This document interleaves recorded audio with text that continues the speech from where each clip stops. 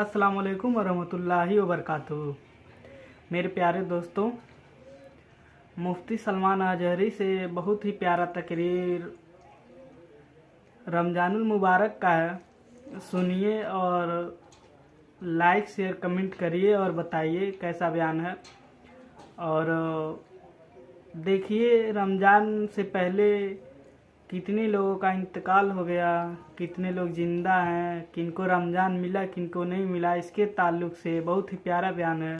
आप लोग सुनिए, देखिए। मेरे अजीज़ों, रमज़ान की बहारें आ चुकी हैं। किसी मेहमान के इंतज़ार करते करते जब वो घर आ जाता है तो खुशियाँ दुबाला हो जाती हैं। ये अल्लाह ताला का कितना बड़ा करम व एहसान है कि रजब से हम दुआ करते रहते हैं कि अल्लाह रजब व शाबान में बरकत दे दे और रमज़ान तक हमारी ज़िंदगी को पहुंचा दे। और रब ताला ने आप सब की सुन लिया और रमज़ान आप सबको दे दिया। वरना आज भी कुछ लोगों की मौत हुई है, आज के दिन भी कई लोगों की मौत हुई है। चाँद दिखने से पहले भी कुछ लोग कब्रस्तान जा चुके हैं। वजह यह है कि वो रजब भी पा लिए, शाबान भी पा लिए, मगर उनकी ज़िंदगी में इस साल का रमज़ान नहीं लिखा हुआ था। और जिसे रमज़ान मिल गया, अल्लाह का एक और एहसान उसके साथ है। लिहाजा ऐ सुन्नी मुसलमानों, इसकी कदर करो, इसे हल्के में ना लो। रमज़ान मुबारक जैसे आ जाता है तो अल्लाह ताला सब रिज़्क़ के दरवाज़े खोल देता है और तुम्हारे लिए इतने इंतज़ामात उसने कर रखे हैं कि शयातीन छेड़छाड़ के लिए तुम्हारे साथ ना रहें, उनको बंद कर दिया गया कि तुम खालिस अल्लाह की इबादत करते रहो, कोई शैतान तुम्हें परेशान ना करे। इसीलिए तो कैद करके रखा गया शैतानों को। जब तक ईद का चांद नज़र नहीं आएगा कोई शैतान नहीं उतरेगा। मेरे अजीज़ों, अल्लाह ताला ने तुम्हारे लिए इंतज़ामात इतने किए, यहाँ तक कि हदीस रसूल है, मेरे आका फरमाते हैं क़यामत के दिन रमज़ान और क़ुरान जिसकी हिमायत में खड़े हो गए उससे जन्नत में जाना वाजिब हो जाएगा। जिसकी ये शफाअत कर दें, रमज़ान और कुरान। और साथ में मेरे आका सल्लल्लाहु अलैहि वसल्लम ने यह भी फरमाया, याद रखो रमज़ान और कुरान जिसके खिलाफ खड़े हो गए तो फिर उसको दोज़ख में जाना वाजिब हो जाएगा। अल्लाहुम्मा जअलिल कुरान हुज्जतन लना ला हुज्जतन अलैना। अल्लाह कुरान को हमारे लिए सिफारिशी बना, मददगार बना, हमारे खिलाफ मुकद्दमा करने वाला ना बना। आज रमज़ानुल मुबारक की जो खुसूसियात है वो तरावी की शक्ल में हमें मिली है। बहुत सारे लोगों को ऐसा लगता है कि 20 रकात है, लंबी है, कौन पढ़ेगा, फिर पढ़ लेंगे, फिर देख लेंगे। जिसके अंदर ये सुस्ती और काहिली आई, ये अलामत मैं बता रहा हूँ आपको, अलामत हदीस रसूल है। नमाज सिर्फ मुनाफिक पर भारी होती है, मोमिन पर नहीं। मोमिन होगा तो नमाज में लज्जतें महसूस करेगा, मुनाफिक होगा तो उसके लिए नमाज और भारी होगी। अरे इमाम साहब इतनी लंबी किरत करते हैं, खड़े हैं तो खड़े हो गए, रुकू में जा ही नहीं रहे। ये किसको भारी लगती है? जिसके अंदर निफाक हो।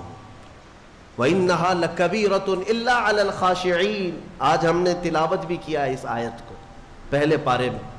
रब ताला फरमाता है ये अल्लाह से खौफ करने वालों के लिए नमाज भारी हो ही नहीं सकती, मुनाफिकीन के लिए ये भारी है।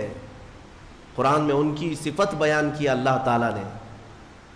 मुनाफिकीन जब नमाज के लिए खड़े भी होते हैं, युराऊन अन्नास, लोगों को दिखाने के लिए खड़े होते हैं और लोगों को दिखाने के लिए खड़े होते हैं।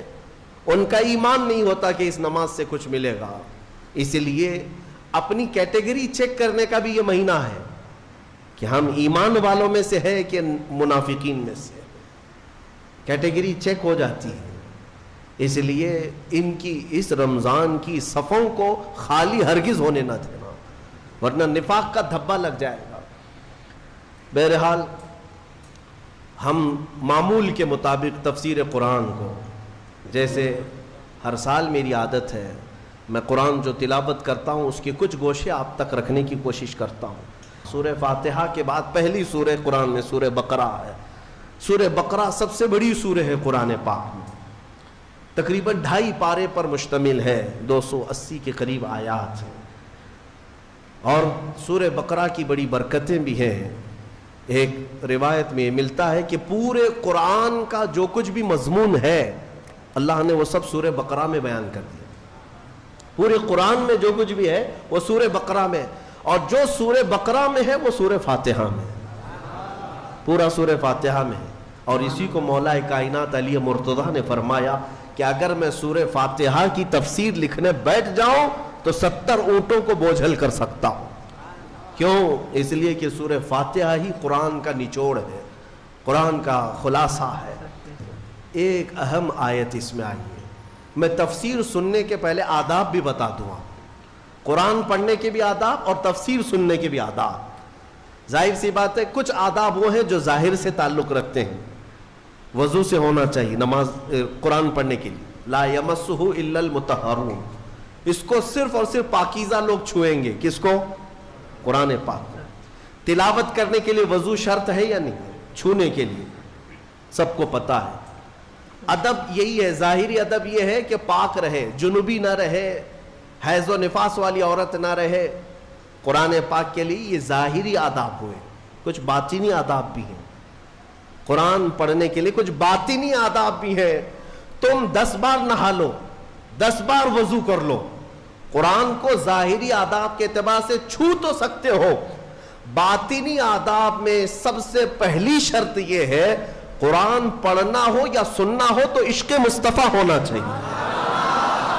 ہاں، بغیر حب مصطفیٰ کے اگر قرآن پڑھے گا تو پھر گمراہی کی طرف بھی جا سکتا ہے۔ قرآن تو قرآن ہے۔ حدیث رسول کے بارے میں کہا گیا، بخاری شریف کے بارے میں، کہ بے عشق مصطفیٰ پڑھتے ہیں جو بخاری، سنا ہے نا آپ نے؟ بے عشق مصطفیٰ جو پڑھتے ہیں بخاری، آتا ہے بخار ان کو، آتی نہیں بخاری۔ بخار آ جائے گا لیکن بخاری نہیں آئی۔ جب بخاری کے لیے عشق مصطفیٰ ضروری ہے تو پھر قرآن کے لیے کتنا؟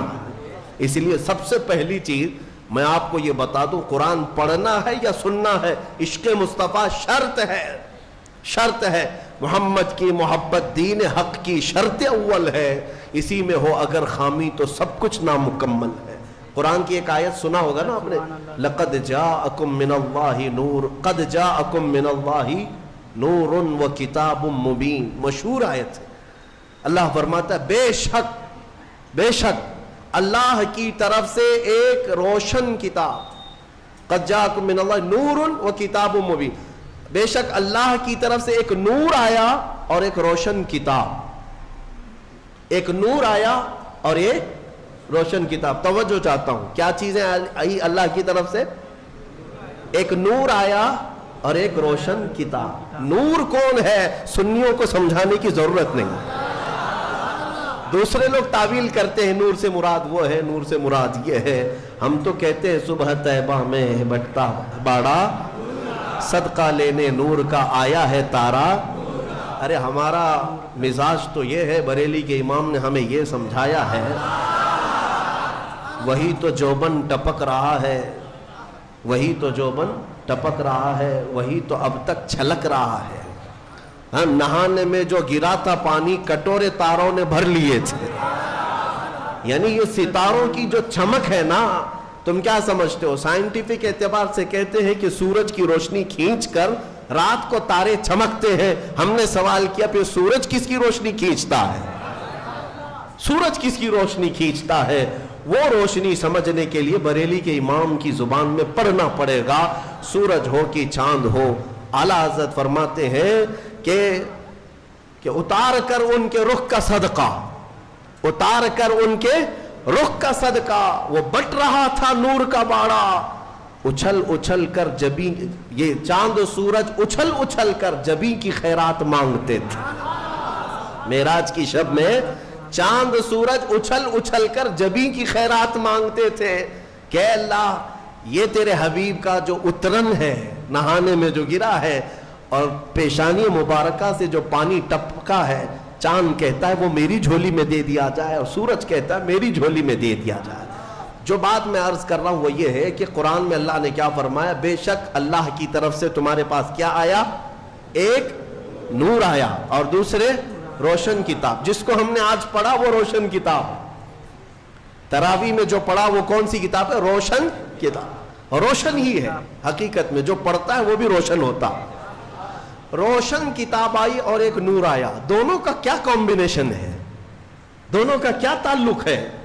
अल्लाह की तरफ से एक नूर आया और एक रोशन किताब। यहां अगर ऐसा होता कि बेशक अल्लाह की तरफ से किताब आई और एक नूर आया, नहीं, अल्लाह की तरफ से एक नूर आया फिर रोशन किताब। पता ये चला लाइट सब बंद कर दें और किताब खोलें, क्या पढ़ पाओगे? पढ़ पाओगे? सारी लाइट मैं बंद करता हूं और तुम्हारे सामने किताब रखता हूं, पढ़ो, कुछ नहीं पढ़ पाओगे। इधर से उधर उंगलियां फेर सकते हो, पढ़ने के लिए रोशनी होना ये जरूरी है। बगैर रोशनी के किताब नहीं पढ़ी जा सकती। इसीलिए आयत में अल्लाह ने फरमाया बेशक अल्लाह की तरफ से पहले क्या आया?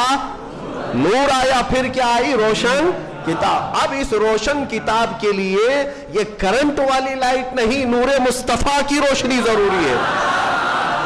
जब नूरे मुस्तफा में पढ़ोगे तो इस किताब से हिदायत भी पाओगे। अल्हम्दुलिल्लाह, अहले सुन्नत व जमात के हिस्से में वो हिदायत आई कि हम इश्क मुस्तफा की जुबान में कुरान पढ़ते हैं। अल्हम्दुलिल्लाह। देखिए कितना अच्छा तकरीर था सलमान अजहरी का, और कितना प्यारा अंदाज में समझाया उसने, बहुत ही अच्छा लगा। आप लोग देखिए और शेयर कमेंट करिए, बहुत ही प्यारा तकरीर है।